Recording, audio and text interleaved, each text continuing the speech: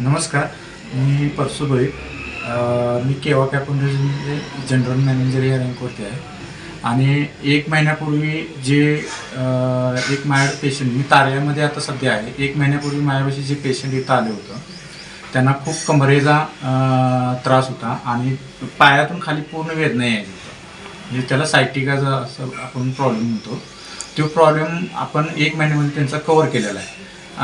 त्यांना आपण केवा कॅपोचे आपण bone health tablet, folic acid आणि न्यूरोलॉजिकल टॅबलेट ही अशी सप्लिमेंट दिली होती.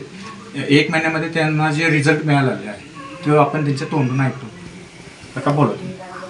होय, मग ते दवाखान्यात आल्यामुळे ह्या औषधाने माझी कंबर सगळे काय रक्त वाढत, परत हे आतड्याला सोडून हे सगळं कमी आले.